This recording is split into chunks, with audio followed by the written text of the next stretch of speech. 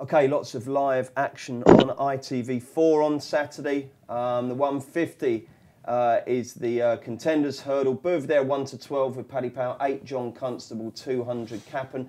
Frank, I mean, we're not going to learn anything from this, I don't suppose, unless something extraordinary happens. When the distances go up, is this one of those ones where Barry will do one of his, track the other two and then just let him out and win by 4 or 5 rather than 25 lengths, do you think? I'd imagine, wasn't it last year he only beat, was it Raven Black, a couple of lengths on the bridle. So I wouldn't be surprised just to see something similar where he just cruises to the lead in the last furlong. And yeah, it's a nothing race again. It'll just go to show you the lack of depth in the champion hurdle division at the moment, that you're only getting, 2 and 3 runners in these sort of races. No. It's the reason British horses don't go to Ireland for grade ones and all that. Because we have too many of these complete wastes of space races like the Contenders Hurdle. And this race has never attracted more than 6 runners. I don't think it's had more than 4 for 5 years. We've had winners at 1 to 7, 1 to 10, 1 to 4, and this will be even shorter this year. What a waste of time. I mean, it just should not be in the calendar. There is a champion hurdle trial next week in the Kingwell, so why do we need this race? Yeah. A waste of time, shouldn't be on telly, it's just garbage. Yeah, well said. 100% agree. Well said. Okay, we like that. Let's move on to the 225. It's the Scilly Isles Novices Chase. And Frank, take us through the betting from Paddy Power. Yeah, Terra Fortis 5 to 4, Calandra 11 to 4, Suriname 3 to 1, West Approach 12 to 1, and No Comment is 16 to 1. Tom Park, kick us off. Who do you like here? I like the favourite, Terra Fort. He's very impressive last time, jumped very well. It's not the greatest of grade ones. I think he could be an interesting player in the races in March. There's an interesting contender in No Comment. He is, for the festival this is, he's JP McManus's only entry in the 4 miler, which he's run some good horses in the last couple of years. I think Manella Rocco and Ed Wolf was just about the highest rated novice going into the festival last year. So he's not scared to run good ones. So it's interesting that he is his only one. I think he's about 33 to 1 for that race.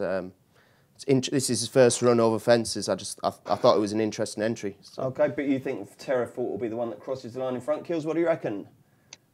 Yeah, I think it might be hard to beat with a little allowance. That was a good run at Huntingdon last time, but I think Surname could well step up again, going up in fit. Got maybe by his by nickname. He was a really good chaser himself in deep ground, and and it's the same side as Frodon and Yala Enki and that, and so I think that he might actually improve again for going up in trip. Okay. And he didn't half look good at Kempton last time. So you like Surname, and who do you like, Frank? I'd be with Terra Fort. He was very impressive the first day at Huntingdon. While you could probably say the form wasn't overly strong, you couldn't but be impressed with how he jumps. He gets £3 here, and he's one. He looks one to follow. I'd be very interested in him, even for Cheltenham. Okay, 3 o'clock, the Betfred Heroes Handicap Hurdle. Frank, give us a show of betting and a tips. More competitive, this. Yeah, this is a very good race. Melrose Boys are favourite at 9 to 1. Top of the game, 5 to 1. Goal and Future 7 to 1. Dashing Perk 8 to 1, Prime Venture 10 to 1, Beat That Flem Cara, King of Fashion 12 to 1, and we're 14 to 1 bar. Bywise is 14s. How can you be 14s after what he did here last time? Yeah, I think there's a few. There's a few more unexposed ones in this race than there wasn't that chase at Sandown the last time. Yeah, a bit disappointed. I got involved early in the week on West End Story, who ended up being an on-runner, but I'd take a chance on Dashing Perk for Dr. Richard Newland. He's only had 3 runs over hurdles. Disappointed. He was second at Chepstow the first day, fell at Cheltenham when brought down, and won a race at Wicanton, which probably fell apart. But I know they kind of rate him highly enough, and he got a mark of 127, I think, which is potentially fair enough. I think Melrose Boy and Top of the Game are far more solid. I'm taking a chance on Dashing Perk each way. We're 5 places in this race as well, 8 to 1. Probably Lovely fair enough. Stuff, Paul Keeley. Yeah, no, I like Top of the Game. I backed him earlier in the week. He fell first time out over fences at the start of the season, and apparently he banged his knee. I've since found out. I was a bit surprised that Paul Nicholls sent him back over hurdles, but apparently he banged his knee. He ran in the Lanzarote last time, finished 4th, and he just ran like a horse that had been jumping fences because he was slower over and away from virtually every hurdle. And to finish 4th, running on as strong as he did, I thought that was really good. If he's a bit slicker this time, is going to love the Sandown Hill. It's going to be very, very hard to kick out the frame. Okay, it'd be interesting to see what Sam Twiston-Davies says about that one in his column in the Racing Post tomorrow. Do check that out. Tom Park, who do you think will win this race? I think the form of the Lanzarote will work out well. So top of the game, I'll be having two players. I like top of the game and like Frank as well. I just think that Dr. Newland's he is a genius at targeting these races with unexposed types, and he gets in off a featherweight, and I just get the feeling that this has been a long time plan, and I think Dash and Perk would be my pick, but I think I'll be backing them both actually. Blimey, sounds like a forecast job to me. Anything else at Sandown, Frank? Yeah, it'd be interesting to see Count Tister in the 1240. She was very impressive at Doncaster, where she beat the Rasher Counter and Clondalk Castle. Clondalk Castle won since, and the Rasher Counter won a handicap of 124 and is now rated 140. Yeah, she did it really well that day, and she'd be one I'd be kind of have in mind for the Mayor's Novice Hurdle at Cheltenham. And in the 1:15, the 2 mile handicap chase, Venetia Williams has a very good record in this race, and Cepage bounced back to form at Ascot last time when dropped back to 2 miles, just touched off by Sir Valentino. I think he might have a decent enough chance in that race. And that's it at Sandown for me. Kills, anything else at Sandown for you? Oh, yes, Ballydyne in the 3:35. Stepped up to 3 mile over hurdles for the first time in January 2016. He was only beaten 3/4 length by Barters Hill. Handicapper put him up to 145 after that, and he went off to 6-1 for Grade 1 at Aintree on Grand National Day. He got injured there, and he only returned in December. He's running 2 novice chases, 2 novice handicap chases at 2.5 miles. Almost won the first, finished 3rd or 4 last time to Acting Lass, who bolted up again next time. He's running now. He's been dropped for both of those starts. He's now running off a mark of 131, going up to 3 mile. I think he's an absolute certainty if he handles the Sandown jumping test. And the way he jumped at Leicester, I think he will. Lovely, well done. 6-1, an absolute certainty, says Paul Keeley. Lovely stuff. Right then, Wetherby next, the 240. It's the totesport.com Toten Novices Chase, a race that has thrown up some decent sorts in the past. How did Paddy bow about on this one? Yeah, Bally Optics 9-4, Vintage Clouds 11-4, Ami de Bois 4-1, Captain Chaos 5-1, Pearl Royale 7-1, and Shades Midnights 25-1. Lucky we haven't got Ed Quigley on to spend 10 minutes telling us how much he fancies Bally Optic. Tom Park, who do you fancy and why? I'm a huge fan of Vintage Clouds. I was all over him in the Welsh National last time. Nothing really went right. He's a funny one to get right. I mean, I think he's a second season novice. But Bally Optic, Twiston-Davies is just not running that well, so I'm very keen to take him on. I promise you, Vintage Clouds will win one of the... It's a Grade 2 tomorrow, but he'll win a big handicap of some sort in the future. He stays all day, and I think these smaller fields just suit him a little bit better at the moment because he's jumping. It can catch him out a bit in the big handicaps, but he will win one of them one day. You're lumping on, are you? Yeah. Okay, Kills, who do you think is going to win the Toten? Yeah, I mean, there's no doubt Bally Optic has the best form if you ignore his Kempton run over Christmas, but not all of Nigel Twiston-Davies ran that well. His 13-length win over Elegant Escape earlier in the season has been well franked. But I go with horses for courses here, and I know Ami de Bois flopped at Cheltenham last time, but he's 3 from 3 at Wetherby. He's won chases here, 2 mile and 2.5 mile, but he won a handicap hurdle in deep ground over 3 mile last year. I think 9-2 is a fair price. Obviously, he was a great each way bet. He was 10-1 at the start of the week each way. This race very often cuts up like it has. It's competitive, but I think he's a massive player. Frank, have you got a strong view? Yeah, I do. I'd be with Tom. I got involved in this race on Monday. I backed Vintage Clouds, so delighted to see it cut up. And I completely agree with Tom. When this horse won at Aintree in October, a little alarm bell kind of went off the back of my head and go, this horse could actually be a Grand National horse. I wouldn't be shocked to see him end up in the National this year. Like if you look at his mark of 140, he probably needs to win and go up a little bit more to be sure of getting a run.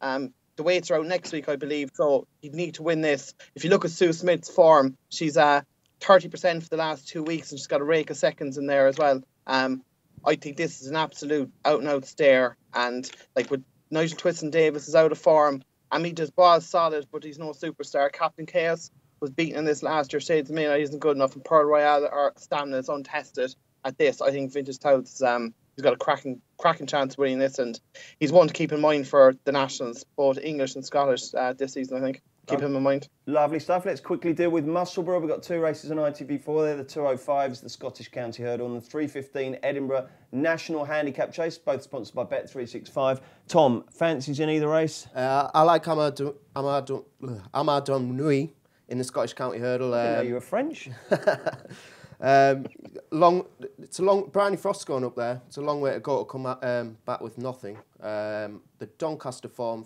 from his last runs worked out very well. I think he was given Irish Raw £11 that day. He was beaten just 3 lengths. She ran a blinder against Maria's Benefit last week, so I think I really fancy Amadou tomorrow. Okay, another Saturday, another winner for Bryony Frost, says Tom Park. Anything for you at Musselburgh Hills? Yeah, I'm going to Bryony Frost angle as well, but not in that race. The Edinburgh National, the 315. Southfield Theatre has suddenly become phenomenally well handicapped, and she gets on for the first time. He was 4th in the Badger Isles off a mark of 150 just 4 starts ago. Was 3rd off 148 2 starts ago to Robinsfirth, who had been running well at the time. And he got dropped £4 for that, and he got dropped for a £5 for a pulled-up effort on heavy ground at Cheltenham on New Year's Day, which he doesn't like. Nearly all his best form is on good to soft or faster. Which is what he's going to get at Musselburgh. He's down to 139 with Bryony Frost taking another £5 off. It's a double-figure price. There's obviously a question mark about whether he stays that far, but he was 4th in the Bet365 Gold Cup a couple of years ago. So I think a double-figure price for this horse that's suddenly come down. And with Bryony Frost, we know how good she can be on a staying handicap as well with Milan's bar at Warwick just a few weeks ago, so it looks a cracking bet to me. I was going to say, Kills, and all the time I've worked with you, I've learnt that the endorsement you give for a trainer or a jockey when they've arrived in your mind is you call them a propper, don't you? Would you have Bryony Frost down as a propper? Oh, she's the best £5 claimer around at the moment, that's for sure. I mean, obviously James Bowen is brilliant, but he's down to 3 now, so... but yeah, I mean, if a woman jockey's ever going to make it into the top echelon of jump jockeys, then this is going to be it. Frank Hickey, we've got some good jockeys coming through now. This new generation are mustard, aren't they? Oh, they're brilliant. I love James Bowen, Bryony Frost, Mitch Bastian, Donny McInerney over here, young John Joe Neal. They're all brilliant, to be fair. You'd actually be almost more keen to back them when those jockeys are on, than, normally you look at a claimer, people are kind of going, oh, it's a claimer, he's getting £5 for a reason. These lads are as good as a lot of the pros. And Bryony Frost, they're brilliant. Absolutely brilliant. Who are your Musselburgh fancies, Frank? I just have one. I'm not sure if I'd be overly fancying to win, but my good friend Barney Dwan is running the 130, the Scottish Future Champions Novices Chase, and I see he's got a mark of 145.